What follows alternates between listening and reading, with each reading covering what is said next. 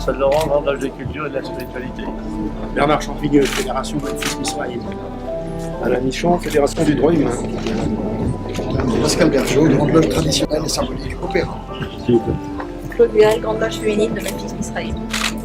Maintenant, c'est la visite du musée. Le premier maçon politique, c'est Lafayette. Lafayette, en 1815 et surtout en 1820, va être le chef de file du Parti libéral, d'opposition au Bourbon, mais il n'y a pas de parti. Et donc, il va se servir des loges dans les villes pour organiser ce parti d'opposition au Bourbon. Et donc, l'idée que la loge est un lieu de discussion politique va se renforcer tout au long du XIXe siècle, sachant que le premier gouvernement maçonnique, le premier gouvernement très lié à la franc-maçonnerie, c'est le gouvernement Léon Bourgeois de 1896. C'est un gouvernement qui lance les premières mesures sociales, les discussions sur l'impôt sur le revenu, la protection, les retraites.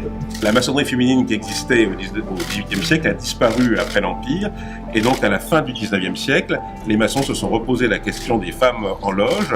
Alors il y a eu des pionnières comme Louise Michel, et puis les ennemis de la République arrivent au pouvoir en 1940.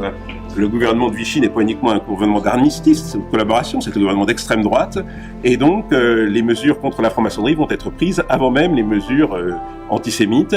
Les maçons vont vraiment être harcelés, plus de 500 vont mourir pendant l'occupation. Il y aura même des loges dans les camps de concentration, et c'est 4 années noires pour la franc-maçonnerie qui vont en partie la briser.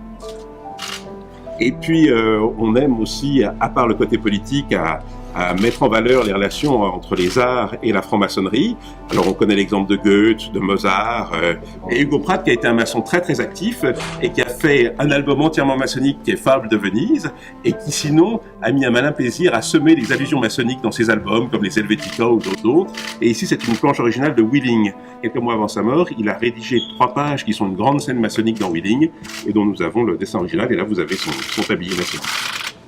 Vous êtes le premier président de la République en exercice à honorer la maçonnerie en général et le Grand Orient de France en particulier par votre présence ici, nous qui inaugurons les commémorations du tricentenaire de la maçonnerie.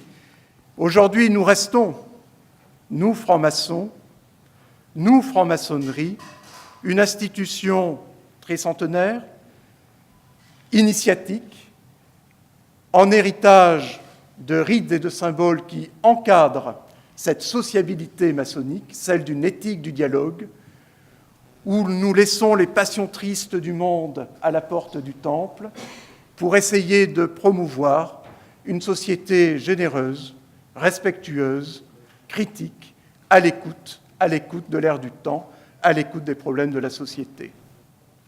Mais nous croyons en la République. Nous croyons en cette République que Jaurès vantait, car nous croyons que la République, c'est le seul gouvernement qui convienne à la dignité humaine, car elle seule met en jeu la raison et la responsabilité de tous.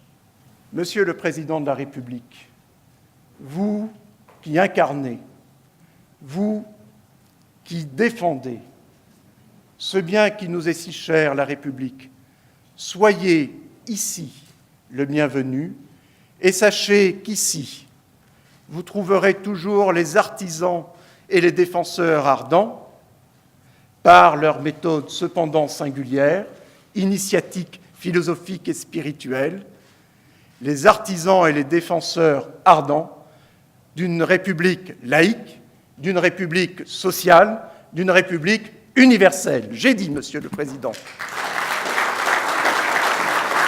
C'est vrai que c'est la première fois qu'un président de la République française en exercice franchit la porte du 16 de la rue Cadet.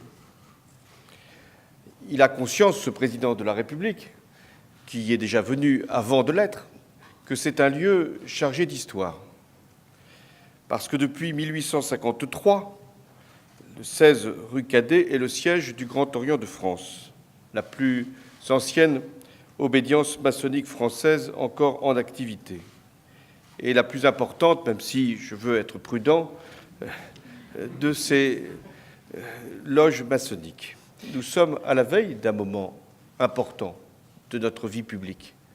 Et si vous n'y participez pas directement, vous faites en sorte que les réflexions que vous avez portées ces derniers mois puissent se retrouver dans la délibération publique de manière à inspirer des textes qui demain seront les lois de notre pays. Mais il y a aussi dans ce musée une mémoire lumineuse.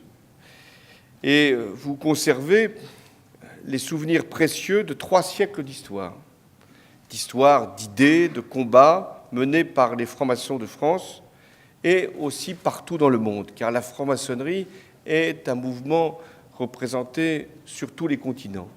Et cette fraternité, elle est aussi celle que vous portez. Tout au long du XIXe siècle, les maçons se battent pour l'avènement de la République. C'est l'époque où, en 1848, Victor Schœlcher fait adopter l'abolition de l'esclavage sur le sol de la République française et où, en 1870, Adolphe Crémieux fait des Juifs d'Algérie des citoyens français à part entière. La plupart des lois de liberté adoptées entre 1870 et 1914 ont été réfléchies et travaillées dans les loges.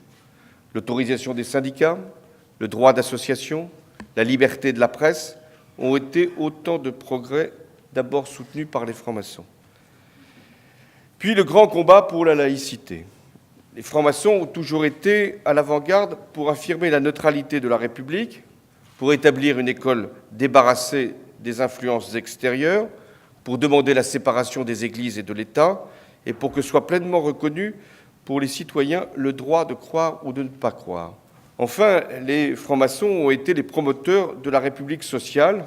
Je salue ici l'œuvre de Jean Zay, réformateur de l'école, défenseur de la culture, des arts et des sciences. Je retrouvais dans le musée une coupure de presse le matin, qui, en même temps qu'il annonçait des répressions sur les francs-maçons, signalait également l'arrestation de Jean Zay, juif. Vous êtes les défenseurs ardents de la laïcité, justement pour toutes ces raisons, de sa lettre, de son esprit, et vous refusez de voir cette laïcité détournée par celles et ceux qui s'en servent uniquement pour stigmatiser une religion, mais qui s'empressent de l'oublier lorsqu'il faut défendre la neutralité de l'État et de son école. Mesdames, Messieurs, la franc-maçonnerie ne repose pas sur un dogme fermé, mais sur une vision ouverte. Elle est une méthode avant d'être une finalité. La République, vous avez fait en sorte qu'elle puisse être ce qu'elle est aujourd'hui. Et c'est le sens de ma présence, qui est simplement une démarche de reconnaissance pour ce qui a été apporté, génération après génération, pas seulement par vous, mais aussi par vous. La République, elle croit au progrès.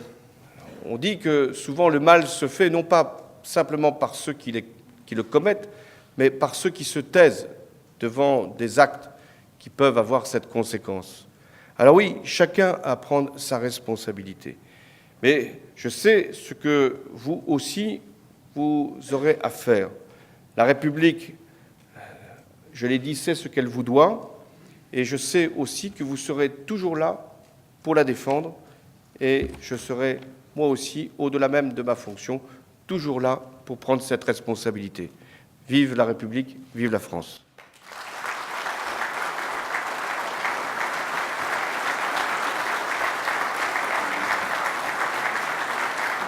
Alors, en souvenir de la visite du président de la République française, on attend que d'autres franchissent aussi la porte de la rue Cadet ou d'autres obédiences. Mais je voulais vous remettre cette médaille du président de la République, de manière à ce que vous puissiez la mettre aussi dans votre musée et qu'il en soit gardé une trace. C'est très important, la trace. Merci.